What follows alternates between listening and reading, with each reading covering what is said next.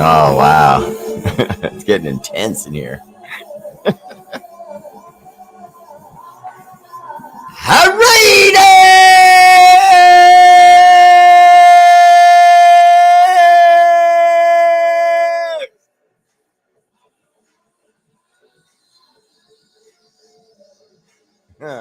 I know Reyes Antonio's tough in here.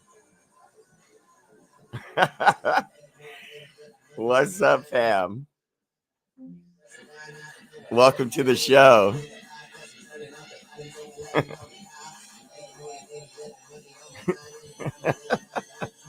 Denton Rhodes already telling me. Often imitated, never duplicated. Nah, that fool with no hair that shouts like Ric Flair. Who? Woo! Woo! The Raider Bear!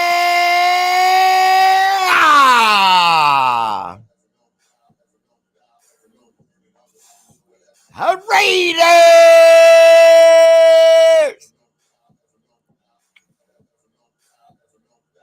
Alexa, hush.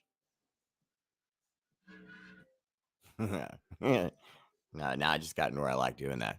They have the voice changes on it too, to where you can make it a guy or a girl or someone British, all that kind of stuff. I was like, nah, I'm gonna do all that. That's too much playing around with your Alexa. That sounded bad.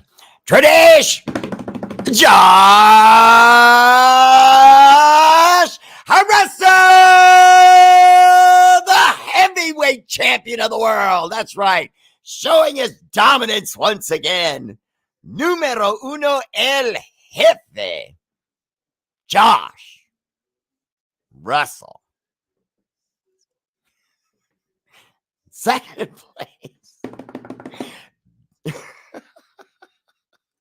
The budding rivalry continues. Dustin King. Welcome to the show, gentlemen. The champ, Josh Russell. The number one contender, Dustin King. And in third place, Darren Dockmeyer. What's up, D? Welcome to the show.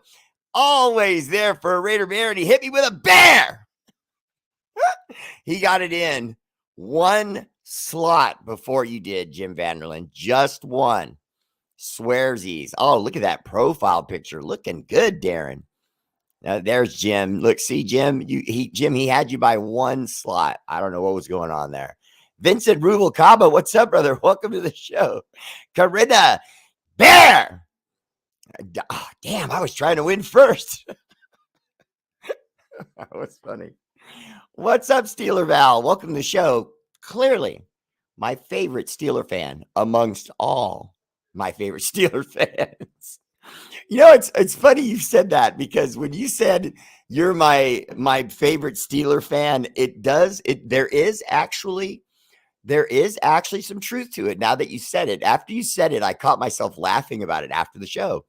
And Mama Bear asked me why I was laughing, and I said, I said Val said that she was my favorite Steeler fan, and it made me laugh. And then I started thinking about it, and I actually do know a few people that are Steeler fans. My neighbor just a couple doors down, this gentleman I really like. He's a former Marine, real nice guy. And I have a cousin I forgot about. That's a huge Steeler. You and him would get along real well. He gets at me every time the Steelers beat us. So yeah, you would do well. David Pellcliver, what's up, brother? Welcome to the show. Cheryl Maida, how you doing? Welcome to the show. Oh, nice. Nicholas Maida on YouTube. What's up, Nick? Doc Raider, what's up? Welcome to the show. Hi, Tommy. Always there for a Raider Bear. Okay, let's see. That's true. You were the first on YouTube. I give you that one, Jim. Let's see. Bear, I am still at work. What's up, Joe McMillan? You still at work, brother? Damn. I'm ready to send you a check for an hour just so you get out of there a little early, brother. All right, moving forward.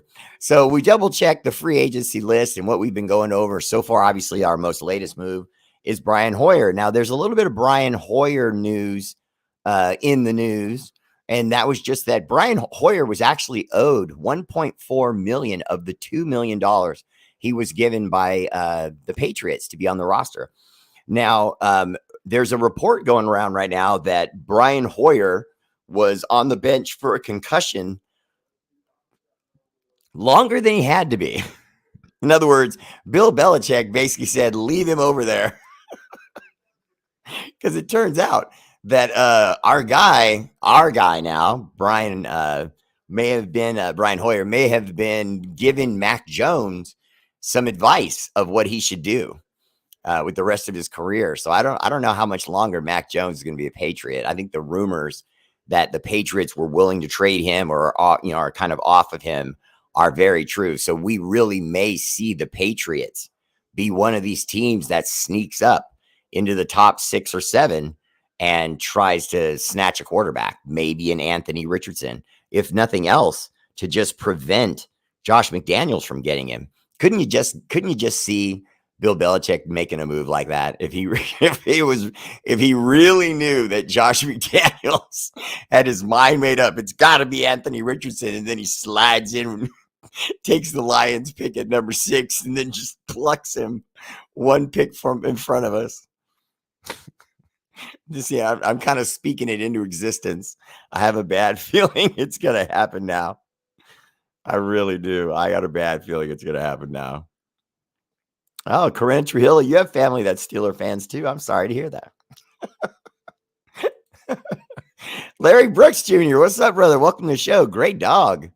Wow, nice coat. I love the jet black coats like that. It made me want a cane Corso for a while, but after hearing experts talk about it, I was like, I don't know if I want that headache. Not for me, but I have 2 little grandchildren running around now. So I just, I don't want to have to watch the dog like a hawk around grandkids and things like that. And they're not here enough to where, they could really imprint on the dogs. They only come by every once in a while. So I would be concerned about that. So there's been a lot of talk too about the Raiders trying to pull a lot of fast ones. In other words, they're doing a lot of things to give the appearance that they're interested in one thing, while over here they're interested in another, right? Tommy, what's the big word that I taught you last week? Starts with an S. Subtra what? Come on, subtra what? Come on, write it down. Let's go. Raider Val, you can help him. Doc Raider, you can help him. But they're using that word again, that big S word, to trick other teams potentially into what they might want to do. In other words, there's a little birdie that's whispering that even I might have gotten false information from my person on the inside, which seems unlikely. I'm just kidding. Sort of. Hey, my snitch is pretty good, okay? Usually what I get from my snitch is pretty choice. That means pretty choice. But I have a feeling that we might all be getting played, and that number 7, they might go with Hendon Hooker. But I want to make it clear, that's the news. What does the Raider Bear think? The Raider Bear thinks that we're off the quarterback thing altogether now. Why would you bring in Jimmy Garoppolo and then a competent backup in Brian Hoyer? And regardless of what you think of Brian Hoyer, you can't say he's not a competent backup. He just is. Whether you're going to get a lot of wins out of him or not, that's not in debate. He's not a guy that's going to bring you 3 or 4 wins. I mean, for example, we most of us witnessed this. If you didn't see it, I'll just remind you that last year the Dallas Cowboys had a 5-game stretch. 5 games. That's crucial. Okay, you lose 5 games, you're dust on your season. And instead, during those 5 games, when Dak Prescott was out and hurt, and he was still having medical problems, they had their backup quarterback, this kid named Cooper Rush, came in, and he won 5 straight. He didn't lose a single game. That's a backup. I mean, that's a legit backup, who, by the way, every time he had a press conference said, this is Dak's team, and as soon as he's healthy, I'll go sit on the bench. I love that guy. You know what I mean? That is exactly what you expect out of a number 2. He didn't say, now make me a starter. He didn't go out and say, I'm going to go test free agency and be a starter somewhere else. You know what I mean? He just got his job done. You know what I mean? Put your hard helmet on, go out there and win what you can. Instead, he won 5. You know what I mean? I would have looked at him. I'm sure he already had a deal by the time we inked Brian Hoyer, but I really like the Brian Hoyer acquisition, because I think Brian Hoyer is the kind of guy, if you put talent around him, and we have talent, that he could win 3 or 4 games if you really needed him to. And so if Jimmy goes down, I'm not going to just start crying. I'll wait to see what I'm going to get from Brian Hoyer. You know what I mean? And just because I know a lot of you watch me regularly, I want to remind you of this too. Remember, I said this. When and if Jimmy Garoppolo goes down, it'll probably be in a game. So it'll be like mid-second quarter or something like that. So, okay, so then what do? You bring in Brian Hoyer. Okay, when that scenario happens, I'm asking you as your analyst extraordinaire to remember, don't decide what the rest of these games are going to be by what you see in that moment. Bringing a guy into the middle of a game and then expecting him cold to just suddenly, burst on the scene and win that game. I would not expect Brian Hoyer to step right in and win a game in that way.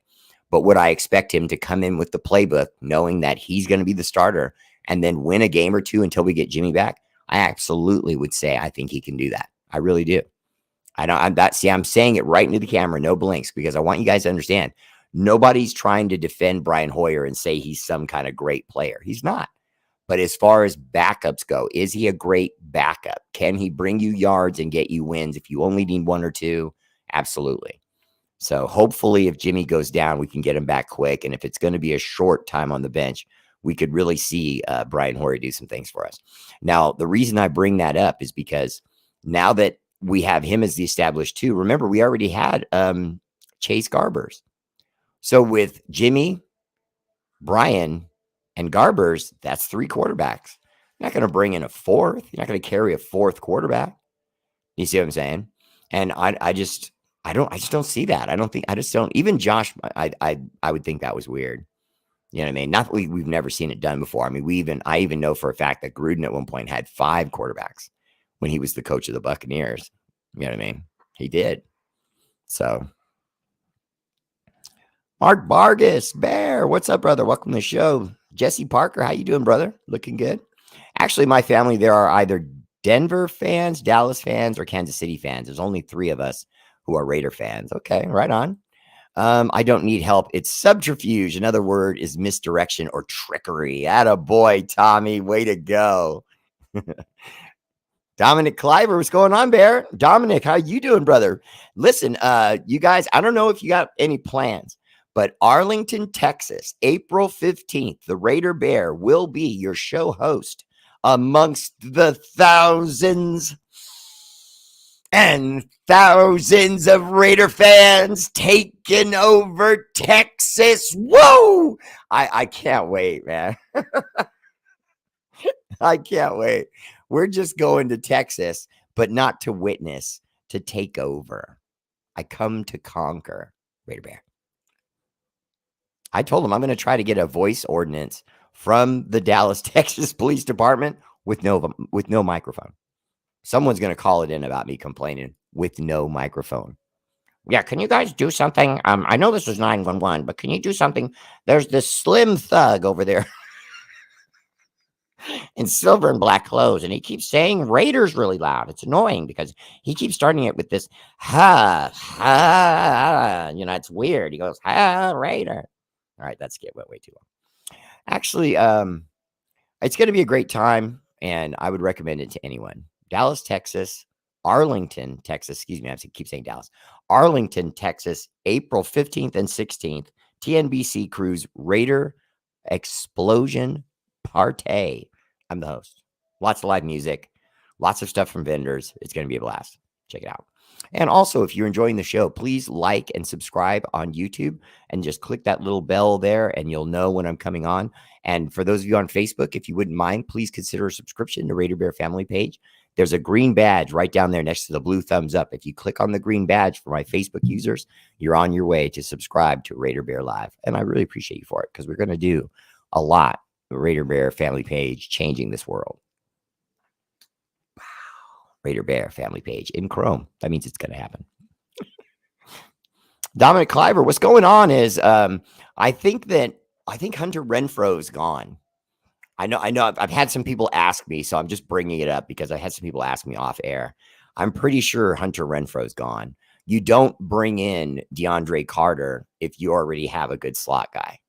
So when you brought in DeAndre Carter, that was protection for if you make a move or if Hunter Renfrow gets hurt, all those other things. Remember, I was saying Darren Waller was gone. Everyone thought I was crazy, and Darren Waller's gone. So I would, Hunter Renfrow would be harder to move, especially when you brought in a guy that, most people would consider is better than Hunter Renfrow. DeAndre Carter is a little better than Hunter Renfrow. He really is. He's a little more physical, a little bit faster, a little bit more experienced. You know what I mean? He's just a veteran guy.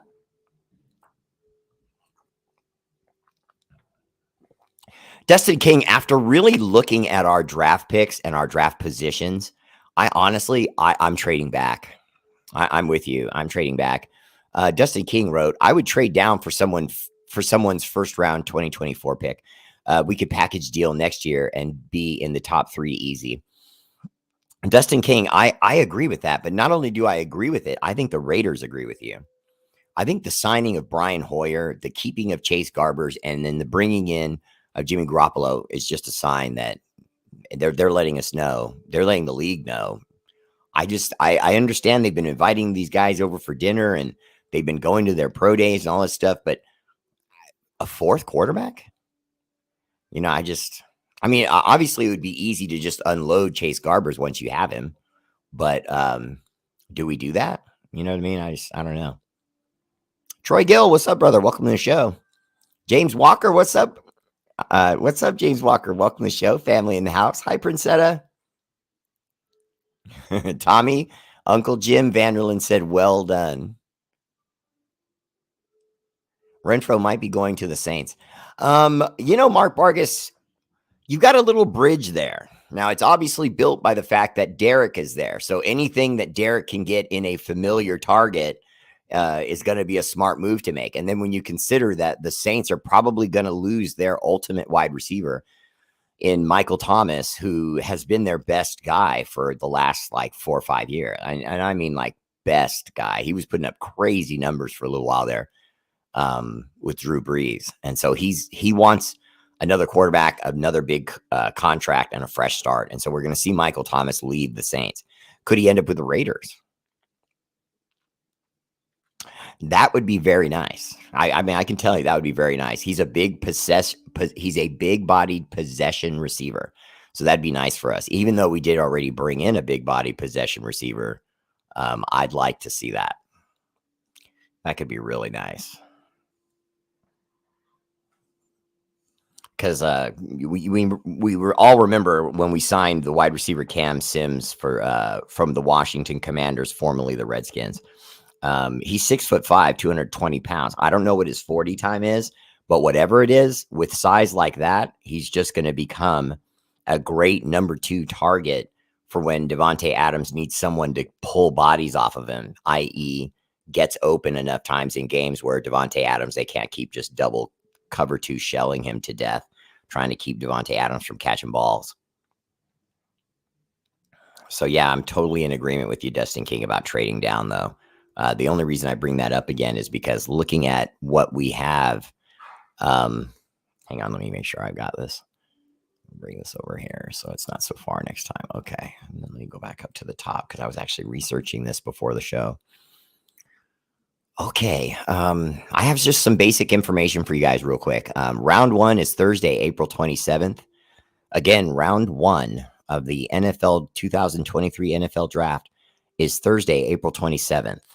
So any of you that might have a pen handy, a piece of paper, or you just want to type it into your cell phone, whatever the case may be, again, that's Thursday, April 27th at 8 o'clock. That's Eastern time. Now,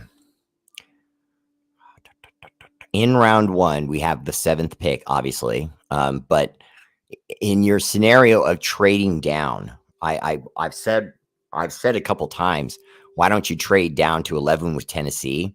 But you also could trade down to 16 with the Washington Commanders. Let's see. The Washington Commanders' first round pick and their second round pick is 47th. overall. That's pretty good because you consider we have a 38th pick overall at second. So that would mean we would have their pick up at 16, then another pick at 32, and then another pick at 47. So see, in my scenario, their first 3 picks are pretty tightly packed. You're getting some nice players at those level of picks because it's a high second and then a high third.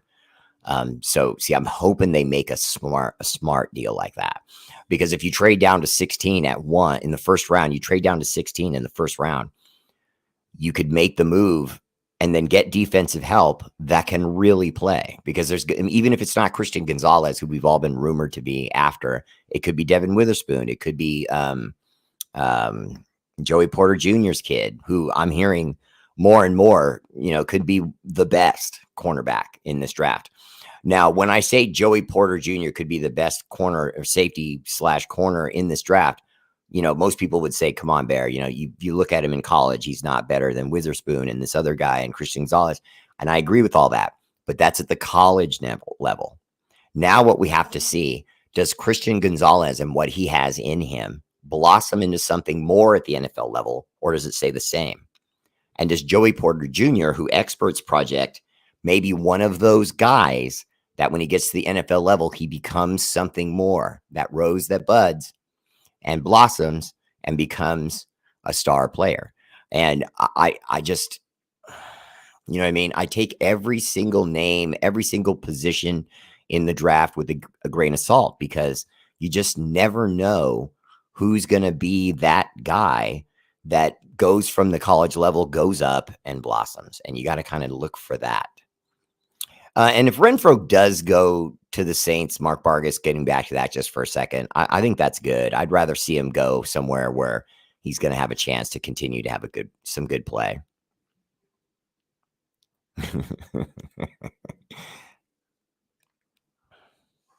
Dominic Cliver, I actually got a source of mine gave me that scoop that the Raiders were going for Anthony Richardson hard, period.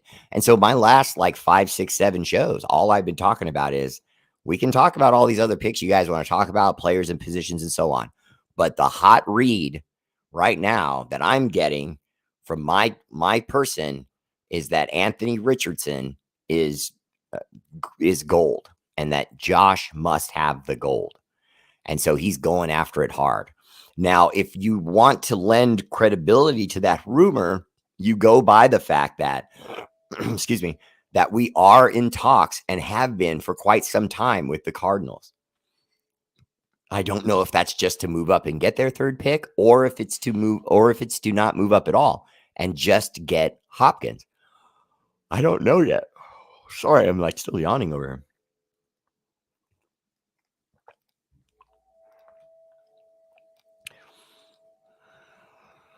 Oscar De Leon, what's up, brother? Welcome to the show. I wouldn't object to drafting a quarterback of the future. Hopefully Levis, and getting rid of Garbers. Jim Vanderland, that would be great. But I'm starting to wonder if quarterback's even on our board right now. I'm really starting to wonder if they've gotten off it. If maybe they've looked so closely at this talent that now they're maybe just feeling like, yeah, these may be the best quarterbacks in this draft, but are they good enough for what we want to do? I would argue that maybe not. You know what I mean? In other words, there are, I mean, I'm not saying anything that's that surprising. I mean, in reality, what I'm saying is there are a lot of analysts that don't think that this draft is really that laden with talent. And so passing on a quarterback in this draft, most analysts are saying, yeah, it would be a mistake if you're looking for, all right, there we go. That's just too bright. I got to work on that. But the analysts are just basically saying, if you're going to go with a quarterback, maybe you go another season, because these guys are good. They're the best of what we have available right now, but we'll see. Darren Dockmeyer's feeling that. Let's see. I was talking with my brother. I just see his name pop up with all the Raiders overall social media more than any other quarterbacks.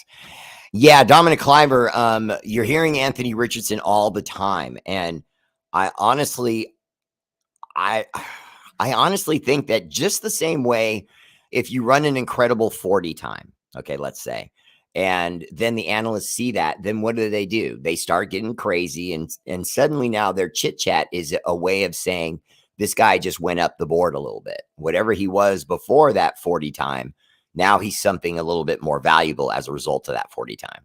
Okay, now just as much as something at the combine can elevate you, I think there's certain things at the combine and pro day that should bring you down if you mess up. And watching Anthony Richardson throw a ball that went into the scaffoldings in the ceiling, I mean, come on. I mean, you know what that felt like? It felt like a guy at a bowling alley trying to throw a strike, and he accidentally throws the ball into the other lane. And any of us that have bowled long enough, and I'm one of them, has seen someone do that. And it usually included beer and a shot celebrating their friends, a shot chaser with a beer. But honestly, I don't forgive that. I don't know why no one really talked about that. You had a handful of people talking about it on Twitter, from what I understand. That's really it. But that was a massive misthrow. You know what I mean? I mean, that was a massive misthrow. It's like he wasn't even there. Watch this, guys. You know what I mean? I mean, come on. That was bad. Okay, let's see. Trading down seems to be the only logical move right now. Still get a top defensive player and get more picks in the top 100. That would be a winning combination. We could turn this defense around in one draft if they hit. And Porter Jr. is my favorite cornerback in this draft.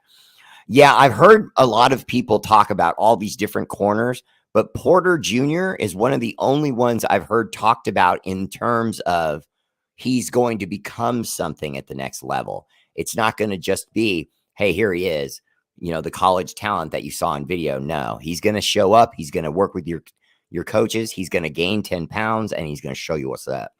And that's the story I get from Joey Porter Jr. So I don't know. Maybe the Raiders jump on Joey Porter Jr.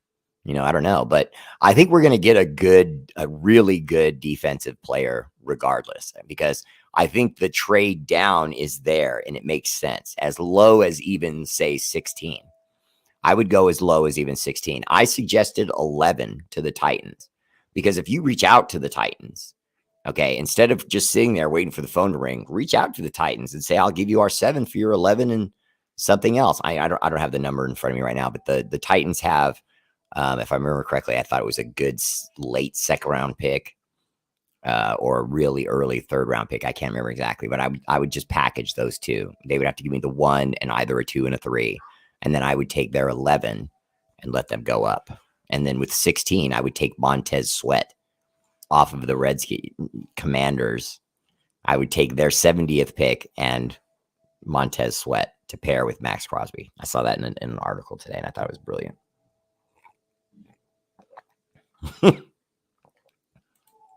Tell me something good. Wilt, looking sharp, brother. Like the suit. But I tell you, I think I just did tell you something, pretty good. Because if we do trade down and we make that deal at 11 or 16, we're gonna be sweet, because that means we're paying less for the picks that we're getting, and we're getting quality still. Now, see, to me, that's good football. For example, for those of you watching me, be honest. When your first thoughts of the draft come to your mind, you want that sexy pick. You want that pick that that every other team would have, and you're the one that got it. You know what I mean? You want to see us do something super ultra aggressive and somehow convince the Cardinals to give us their number 3, and we pick Will Levis or whatever, we would pick at 3, right? Okay. Sorry, see, I've been playing with them so much because they just don't seem to sit right in my ears. Trust me, as you watch my show, sooner or later, you're going to see me with another set of earbuds that won't be popping out. I do have ear holes, but I haven't used them since I was like 25 or something like that. So a little while ago. I think quarterback next year, Bo Nix, like I said, Carr was going to the Saints, and mark my words, Bo Nix Raiders next year. Tony Make It Dip got it figured out. But listen, I would say this to you, Tony. I'm not past Caleb Williams of USC. I kind of like that kid. I think that what happens in this upcoming season will have a lot to do with it too, because Caleb Williams did something that you don't see a lot of college guys do. He reached out to the NFL and said, "Watch me work," and then called out the Raiders and basically said, "I'm putting myself on a 1-year prove it deal." A college player basically said, "I'm treating this next season like a 1-year prove it deal, and I got to show the NFL what's up. And oh, by the way, the Raiders, come get me, bruh." I was like, nice. And so I'd like to see that. But, with, I don't know, with Pete Carroll lurking in the wings, I just have to imagine that next year, Pete Carroll is going to be looking at that kid too. You know what I mean? Because he's a USC guy, but we'll see. Well, Doc Rader and I are in agreement that whatever the best thing to do in Would Be McIdiot will do something else. There is that scenario you have to factor in, the moronic level of our coach. I don't know, man. Do I think he'll get in the way of this? I'm going to honestly say no, though. Unlike what we saw from Gruden and Mayock, I don't see Josh McDaniels getting in the way. I think he'll put in input, but I think he'll let Dave Ziegler pull the trigger. He's going to let Dave Ziegler do his job. He's going to make Dave Ziegler's title matter. You know what I mean? Where Mayock was just a puppet. Okay, let's see. Jeff Foster Jr. Richardson had an incredible combine and certainly appears like a freak athlete at quarterback. I just can't buy the argument that he is some kind of a sure thing. His tape and numbers are questionable, and he's only started 13 games. While it's certainly possible he turns a corner in the NFL, is it possible he's a combine warrior? Comparing him to Cam and Lamar Jackson isn't fair because they had incredible seasons in college. Jeff Foster, great comment as usual, and I gotta give you credit for the Cam and Lamar Jackson reference. Now, Cam Newton's kind of on my list right now. I don't like what's happened to him in this second part of his career. You know what I mean? Because he's an older quarterback now. He's starting to accept that he's a backup. But why do you come into the league again insulting quarterbacks, calling people randoms? Those same randoms aren't begging for a job, Cam. You are. So if anybody's the random, you are. And, I feel bad saying that. I feel bad crushing him, but but I did crush him though, didn't I? Be honest. I could feel a lot of my viewers go, ooh, oh. But it's true. And so anyway, getting back to the point. The comparisons are terrible, Jeff Foster, because they're proven winners. In fact, the Lamar Jackson situation and the fact that he hasn't been jumped on by some other team with some ridiculous offer is, to me, outrageous. It's just outrageous. And I don't want to play the black card. I have to be very careful when I play racial cards because I'm obviously black myself. But I would say unequivocally, if you took the exact same athlete and the exact same numbers and it were a white quarterback, the Ravens would have 5 offers from 5 different teams within minutes. But for some reason, there's this attitude now that we want to curtail making all these super rich players and giving them these NBA-like contracts where suddenly now all we're making and enriching is, black people. Because they see where it's going. You're most of your best great athletes at the NFL level are black. So you would have black people in the news over and over again, getting a $243 million 6-year deal and a $300 million deal. And, and they don't want the NFL to turn into that, and they say it's because of money. I just think that's complete BS. I don't think it's money at all. They're not worried about that. They just don't want to give it to who they'd be giving it to. Plain and simple. You know what I mean? I don't think it's anything else.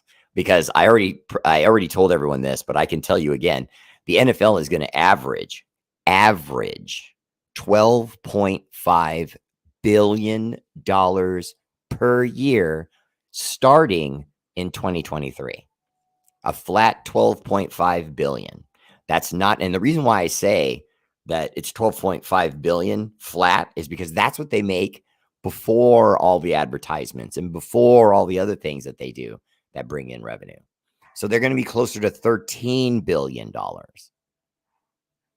So the one thing I no longer will tolerate is the NFL acting as though they have financial concerns. Any owner with financial concerns shouldn't be an owner. This is not that kind of league anymore, and it's never going to be. You know what I mean? It's only going to get worse. B. Al, what's up? Welcome to the show. The coaches are talking about that throw. Yeah. I didn't understand it. Richardson started laughing. The coaches started laughing.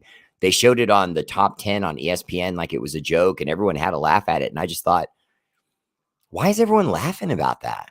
And I didn't think it was racial. I just think everyone thought for some reason it was funny.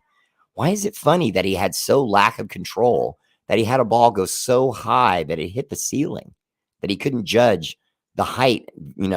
That's important. He's a quarterback, you got to know those angles. If he's throwing a 45-yard, 50-yard bomb, he can't throw it to the roof, because then 10 guys can get underneath it, and God knows who catches it then.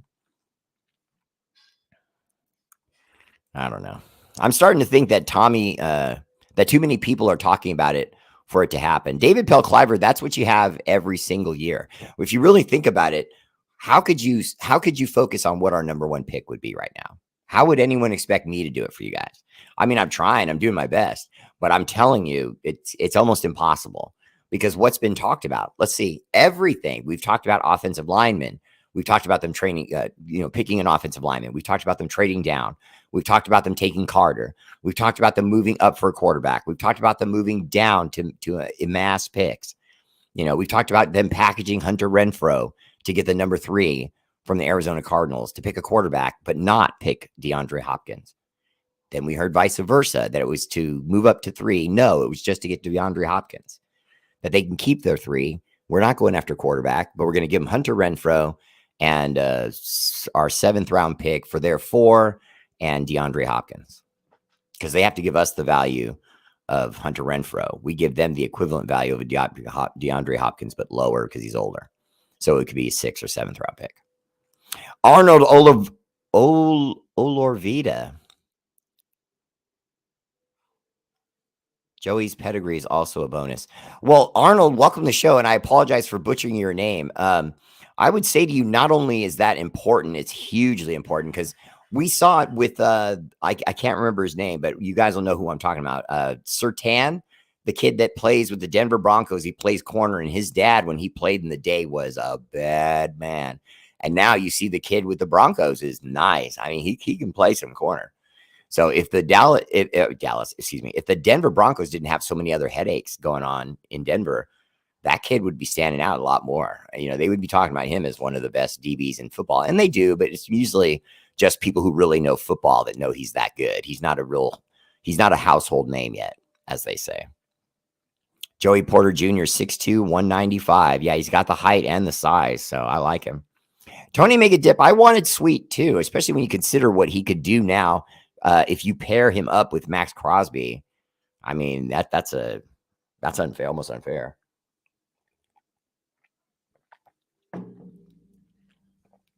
John Leon, the way it would work with Chandler Jones is you would be able to spell Chandler Jones. And then over time, if Sweat outplays him, then Chandler Jones goes on the bench and he comes out second. And you bring in Sweat first.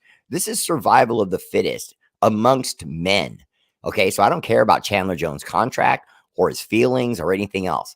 It's not show friends. It's show business. And we're here to win now. This team looks ready to win now. It looks now more than ever before like they're trying to win now. And I would say that more so with the Jimmy Garoppolo situation than I would with Derek Carr.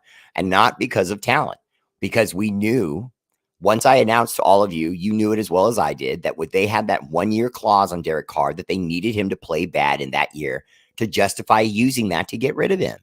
So in order to make him play bad, they made bad play calls. They made bad personnel movements. They made poor defensive calls, so they would lose games and they could blame it on Derek Carr. And then he had a high interception percentage, which didn't help, one of the highest of his career, which didn't help, you know what I mean? And how did they how did they sabotage him there?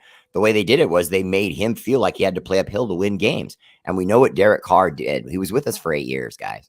We know what Derek Carr does when he sees the team losing or slipping or getting ready to lose a game. What does he do? He tries harder. He tries more dangerous things. He'll throw that deep out. He'll throw to double coverage and throw a high ball to Darren Waller and hope he comes down with it. And that's what he did, and it turned into interceptions because he didn't have Darren Waller and he didn't have Hunter Renfrow, and those were his guys. You know what I mean? For when he's in trouble and he needs a play here and there, you look for the guys. You know, all he had was DeAndre Hopkins, and you had to go away from him sometimes because he ran so many deep routes that were too dangerous to Derek to throw. So he would throw to other dangerous routes and interception. Killer Cuz 78, what's up? Welcome to the show. And he's in the house. Steeler Val, Tommy, you did fabulous. Way to go, Corinna Trujillo. I always like when my viewers talk to each other. Jim Van Bear, feel free to yell at me. Usually by this time, I'm already looking forward to the next season. But after what McDaniels did to us last year, I just can't feel the fire. Jim Vandlin, honestly, I mean, I think you know this, but there's a lot of fans that feel the way you do right now. I've already made it very clear. I feel like it's my obligation as your guys' show host to give you the news, to give you the rumors that I know are accurate and the ones that aren't. You notice there are certain rumors in the news that I don't even bring up. I know you guys have noticed that. There's certain rumors that come out. I don't even address them because they're BS. And there are other times when I'll address a rumor because I think there's some validity to it. You see what I'm saying? Now, having said that, it's a tough year for a Raider fan because you don't know what's coming in this season. You thought we had it last year. I thought we had it last year. I put a hell of a bet on it last year, and it didn't pan out for me. Damn, I'm sorry I keep playing with these. But I put a hell of a bet on it last year and lost. And I don't mind that. It's not on the Raiders. We're going to bet on what we love and what we think can win. That sort of thing. But now this year, looking at it, I don't know what I see. I made it very clear as soon as we got Josh McDaniels as a head coach that we probably were going to lose until he was gone. And I don't like saying that. I don't want to say that to Raider Nation. You know what I mean? But I don't lie. I don't make stuff up. I give it to you real, cold water and all. And the God's honest truth is until Josh McDaniels shows me different, every pro player that's ever been around him or played for him or knows someone that did play for him says he's not a good coach. That he's not head coach material is the words that were used over and over again about him. So I don't know. I'm concerned. If Z can do his job, I will have faith. If McDildo gets in the way, we're screwed. Well, yeah. Then Tony, then you can be excited because I don't think he's going to get in the way. And I mean that seriously when I say that, because it wouldn't be no different than if Tony Make a Dip and the R8RBEAR suddenly became the coach and general manager of a team. If Tony Make a Dip is my GM, I'm going to trust him to do what he's going to do. But I'm going to say to him, maybe get me one nice offensive weapon, even if it's an offensive lineman, and then go mostly defensive heavy. And then if some pick comes up and you see someone offensive that just there's no way they should have fallen that far, they're way more valuable than that. Maybe they're a second round pick that's fallen to the fourth round and you see him sitting there and you got your pick, go get him. You know what I mean? If that comes up, that's a random part of the draft that you have to be able to shift. And you know what I mean? A draft is like something going downstream. As soon as you see it, you got to grab it. If you miss it, it's down the stream and it's gone and another team gets it. And that's how the draft works, because everything's just going down a little river. And as soon as you see it and you've got your pick and your chance to reach out there and grab it, you got to do it. And, sometimes it's best available as opposed to filling a need. And so I think he's going to trust him to make those decisions because, as I've reported previously, Josh McDaniels and Dave Ziegler actually played football together. They were both wide receivers at their alma mater. They roomed together. So these guys are they're tight. You know what I mean? So I just can't see that if you love that guy that much, you're that tight with him, that you're not going to really let him do his job. And instead you're going to stand on his toes and say, do this, do that, do this, do that. I don't see that. Cam don't really take his job seriously from what I can see. Reyes Antonio, I don't know that he ever has. You know what I mean? Because he's always been that kind of immature player in that way, making these comments like calling other quarterbacks randoms. I mean, if I was his friend, I would have pulled, and I mean this seriously. If I was his friend, I would have pulled him aside and said, Cam, you just insulted everyone that does what you do for a living. You know what I mean?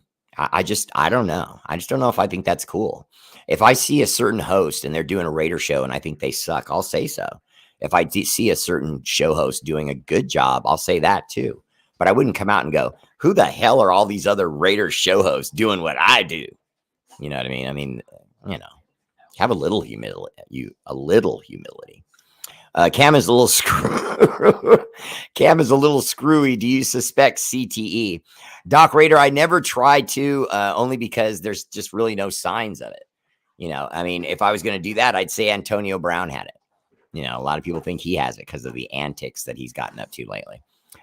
Ted Thane said, I always want safe picks over sexy picks. Safe picks win games. Sexy picks might become stars, but they also can become busts. I want consistency. That was my issue with Gruden.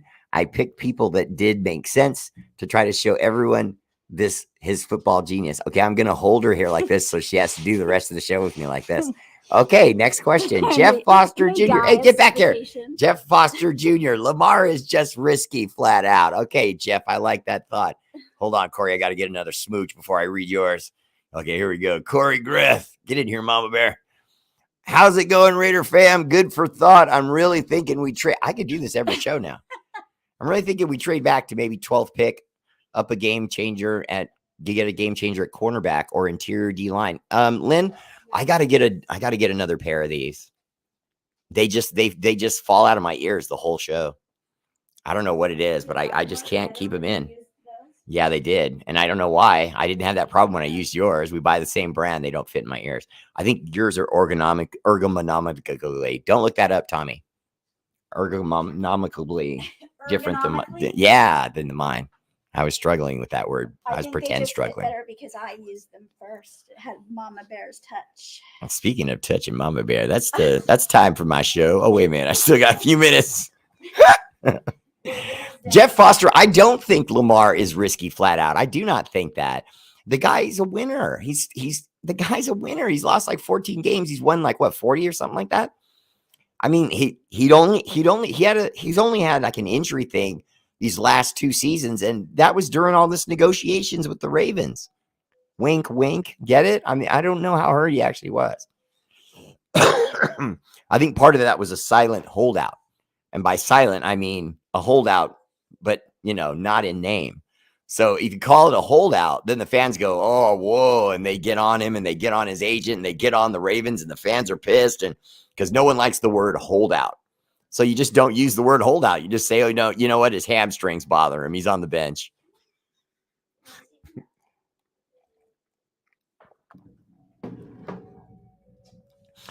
Corey, as far as your comment, I'm sorry, I didn't feel like I addressed that. I think the Hendon Hooker thing, I think there's a chance that the Raiders are playing possum and they pick Hendon Hooker at 7. And the reason I say that is because for those of you who know what happened with Hendon Hooker and his torn Achilles last year, I would say to you 2 things. Okay. First, you've heard that everyone is saying that Hendon Hooker is going to go down. Okay. That he's going to go way down in the draft because teams are going to want to pay less for him because, he's coming off this Achilles tear. Now, I would counter that with the Raiders could get him at 7. You'd be getting a steal, even with the Achilles, because remember, he was originally touted as a top 10 pick. So he was supposed to be counted among these quarterbacks, but in reality, above most of them. Most teams would have had him higher than CJ Stroud and Bryce Young. Look it up. Before the Achilles tear. But now remember, the Raiders have already shown that they're not afraid of Achilles tears. Remember, they brought in a running back in our guy Zeus that had 2 bad leg injuries, and we still brought him in. So they're not afraid of that kind of thing. If you come in and you're a and you're a baller, they're going to bring you up and they're going to make you a Raider. You know what I mean? So I wouldn't surprise if they just shake up this draft and surprise everyone and say, you know what, we're going to go against the analyst's wisdom and just pick Hendon Hooker now and not take a chance that he's there in the 2nd round. Jose Raider Martinez, I don't mind when people completely disagree with me. That's why I'm putting you on my screen so everybody can see it. So Jose Raider Martinez, on that, we completely disagree. The NFL doesn't want teams being held hostage to quarterbacks with outlandish contracts. Well, hang on, Jose Raider Martinez. Welcome to the show, but I don't know that we disagree. Did I?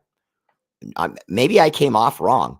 What I was saying is that they're doing Lamar Jackson that way, not just because of his color, but that doesn't help it. And they also, you're right, they don't want the NFL to turn into hostage situations with contracts. That's why I called it the NBA type contract, because that's what they are. Once you get one of these guys on these super mega bag deals in the NBA, you've hamstringed your team. Look at the Dallas Mavericks. They have Luka Doncic, arguably a top 3 or 5 player in the entire league, and they're about to fall out of any chance in the playoffs with Kyrie playing side by side with him. It makes no sense. And yet there it is, because they can't make other moves with their bench and interior players and improve in areas there, because they had that kid, Dimwitty, that was a 6th round man of the year, sixth man off the bench, man of the year candidate, and they let him go. And so now he's doing his thing for the Nets again. So, but no, we're in agreement in reality. Maybe it was because I was talking about color, Jose, but we're in agreement on what you said too. The NFL just does not want to get to this point where they're giving these mega bag deals like the NBA does to players. But at the same time, I don't know that they have a choice, because if Jose Raider Martinez plays in my league and he knows he's worth $16 million, and then next year I make a new TV contract, and then I make another TV contract and another TV contract, and you find out I've like quadrupled the amount of money I make, but I'm making that money because people want to see Jose Raider Martinez play. Well, now your value has skyrocketed, so I shouldn't pay you that. You see what I'm saying? I mean, it's a headache. I agree. It's holding hostage. I agree. But I think you have to do it and then figure out a way to deal with the problem, even if it means just raising the cap again, because they did just raise the cap again to counter that. So I think they're going to raise the cap probably again in a few years. In fact, I could see cap raises happening more often than they've ever happened before. In fact, the last couple caps, the amount of time in between the last 2 caps and their changing was shorter than any of the other time spans on caps than ever before. And it's because this NFL is constantly making more money, but it's not just going up. It's going up by a lot, not a little. It's going up in increments of a lot. If there's a math number for that, a lot. It's greed. That's how rich people stay rich. David Cedeno, it is pretty much that. But I would argue, though, there's still enough money to go around. It's just the rich executives not wanting to pay their rappers. You see it in music and you see it in athletics. That's all it is. Because when you own a franchise, it's an ATM machine for life. You know what I mean? They can pay all these guys, right? They could write. That's why do you think Dallas is able to always do it? It's because Jerry Jones doesn't mind paying the luxury taxes and the penalties and all that stuff. He doesn't care. And you know why? Because he's got the money. And a lot of these other guys do too. They just don't want to spend the way he does. That's all it is. Corinna Trujillo, Mark Davis is the poorest owner in the NFL. And does he have money concerns? Oh, yeah. He still flies cheap. You know what I mean? Because he doesn't have the money. That quarterback from Purdue is good. Let's get a great lineman or best defensive player at 7. Bill Cox, I say lineman. I've been saying that from the beginning. I've been saying what I think the Raiders are going to do. I think it's going to be Anthony Richardson in some way. But I would rather they pick up Skoronski from Northwestern. If you had Skoronski and then you pair him with O.J. Howard on that right side of the line, it's over. It's just over. There will be no sacks coming from the right side of the line. It would just be shut down. It would be shut down. If Skoronski's half as good in the NFL as he was in the NCAAs, you pair him up with O.J. Howard, it's over.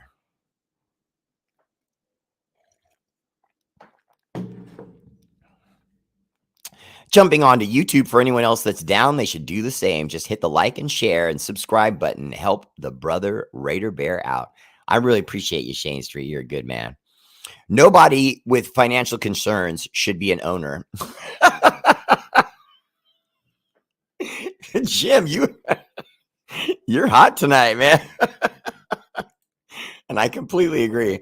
Raging Raider Rhino, what's up? My little brother in the house. What's up, brother? Welcome to the show. Soon to be a father one more time. So excited to see little Bear Jr. That's going to be cool. Well, all right. Little Rhino Jr. Can't wait. Jeff Foster Jr., Raiders are on the clock. Pick number 7, Jalen Carter, Peter Skoronski, and Anthony Richardson are available. Who are you taking? Peter Skoronski. Did I blink? No, I didn't. I just wanted to put emphasis on it. See, because to me, if you protect Jimmy Garoppolo, no matter how much we may dislike, okay, that porn star nicknamed, injury-prone pretty boy, no matter how much we may have a problem with how he plays, if we picked up Skoronski, he could do some things for us. I mean, look at the Niners. Look at the record he had with the Niners. And everyone says, oh, we can't do what the Niners did because they have a great defense. That's not true. We can do what they did because all we have to do is do it in a different way. We do it with offense. We can do it. Jeff Foster Jr., I do think Levis will be gone, but there's also a very high likelihood that a lot of this hype that's been behind his name is just hype. There's a lot of talk out there that a lot of this is to get a team to jump up and pick him so that they don't pick people that they're actually interested in, like i.e. Anthony Richardson. They're trading for Belichick and Kraft. Well, it's funny you mentioned them because they're talking about moving up. I'm hearing chatter that the Patriots might move up and just pick another quarterback of this young crop, move on from Mac Jones, and give that guy Zabe. His name's so weird. That backup quarterback that did really nice for the Patriots last year. The little guy, he's their own little Brock Purdy. And he was great for them in just a few games last year. And so they think he's the real deal, that if they really give him a playbook and a whole year to run Bailey Zappi, and if they give him a whole year to run the team, I think Belichick likes Bailey Zappi a lot more than Mac Jones. As crazy as that sounds, because I know Mac Jones is the higher rated quarterback. Tana Boku, what's up, brother? Welcome to the show. Looking good. I like that profile pic. Killicuz78 says he likes the Oregon Duck, Gonzalez. Killicuz, I do too. I like him a lot, but I would like him even more if we traded down to 11 with the Titans and then got him at 11. You're paying him a little bit less. If he's a bust, it's not quite as damaging. You know what I mean? So I don't like secondary guys pick that high unless they're like gods. You know what I mean? A guy like a Deion Sanders, a Charles Woodson comes out of college football. That guy you pick, top 10. Outside of that, it worries me, to pick a DB safety type player that high. It gives me pause. I see what McDaniels is building, and I'm here for it. I didn't expect much last year going into the first year of a new system. Jeff Foster Jr., again, I agree with that. And it's weird to say this, but I think that Josh McDaniels is more invested now than he was in the first season. And, people have gone about calling it tanking and things like that. I don't know if it was tanking as much as I thought that they were just sabotaging Derek Carr. You know what I mean? I really do think that.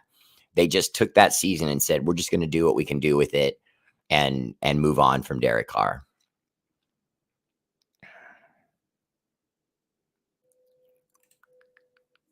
Shane Street, I'm doing real good, man. I have lots of good stuff going on. Do you think that they might get a tight end first, Bear? Mark Vargas, if they go tight end, it would be in the scenario I just described where they'll probably trade down and then pick a tight end, one of the better ones in the country. So, yeah, I could see that because it has been talked about. For example, I was surprised that they made the move to move on from Darren Waller. But at the same time, Darren Waller was a project tight end. In other words, not like projects like poor, but a project, literally. Like he was technically a wide receiver. That's just huge. And so they took him as a wide receiver that was really big and took him out of that position and played him in the tight end position to see what he had. So he was converting to that because the Ravens weren't having success with him at wide receiver. And then the Raiders, John Gruden, saw him on the practice field and immediately signed him off of their practice squad. That was what taught the Ravens to no longer have their players on the field when the opposing team is there, because it gave them a scouting look at some of the guys they had. And immediately Gruden jumped on it, seeing that they had something special that they didn't realize, because they didn't realize it because Darren Waller was just languishing on the bench. And I mean, like deep bench, getting no play with the Ravens for 2 seasons. Gruden gets him and he explodes. But I think it's because he was a gadget. I think that's the way the league was leaning, was look for guys that are tight ends in name only. In other words, their physique is more like a wide receivers. And then they're going to go out there and kill it like a wideout. A lot of former Patriots players are signing to play with McDaniels, so it's hard to believe that players don't like him. David Cedeno, that's just business. You know what I mean? Whether I like you or don't like you, if you're paying my paycheck and I'm a laborer and I work for you and then you move somewhere, I'm probably going to follow you there because I want my job. You know what I mean? But having said that, I don't want to blow too much shade. I don't want to put too much shade on what you're saying. Jacoby Myers could have stayed out there in free agency and looked for a better deal. You know what I mean? I would be willing to bet you that a wide receiver like himself, that's a veteran, that's a good possession guy, has good hands. There's a term out there, and that's he's shown himself to be a good pro. In other words, if you sign Jacoby Myers, you're not going to have a problem with him in the locker room. He's not going to talk out of turn in the press. He's just a very professional wide receiver. So now you bring him over to pair him with a guy he's already had a season with in Jimmy Garoppolo. Jimmy Garoppolo knows him and knows his speed. So, in his route running. So he's going to know him and be able to hit the ground running with him. So I don't mind it. I just remember it's just the anger of Raider Nation fans with the idea of bringing in so many former Patriots. That's all it is, because we just know we're just all Patriot haters. All right, excuse me.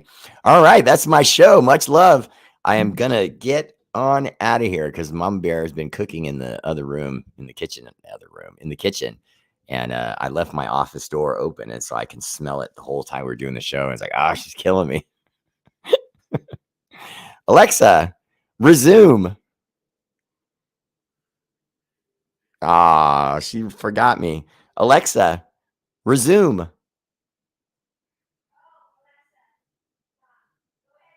Oh, no, you didn't do that to me, did you? Alexa, resume. Now, look, she's in the other room. That's awesome. No, we're going to keep fighting over it now. Who's actually using the Alexa? I want the whole family in here right now. We're going to figure this out. Who's playing games with me? All right, guys, that's my show. Much love. And as always, shout out to our armed forces, Army, Navy, Air Force, Marines, National Guard for all you do. Space Force for all you do. The energy and love of this show is dedicated to your sacrifice, active and veteran. Much love. I appreciate you all for tuning in. And if you would, please like and subscribe to Raider Bear Live on YouTube. And please like and subscribe Raider Bear Live on Facebook. Much love. I'll go ahead and try it. It's going to play what you were listening to. Resume. Oh. One more time. Alexa, resume. Alexa, play Hide by NASA. Here's Hide, Tropica's remix. See, she just by don't like you. NASA She just don't like on you. Amazon That's Music. all it is. Now, she liked me, though. She do what I say, though. Raiders!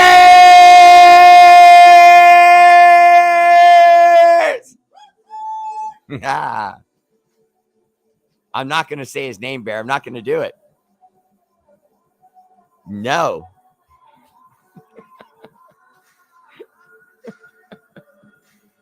All right, that's my show. Much love, and I'll see you tomorrow at 8. Raider Bear Family Page.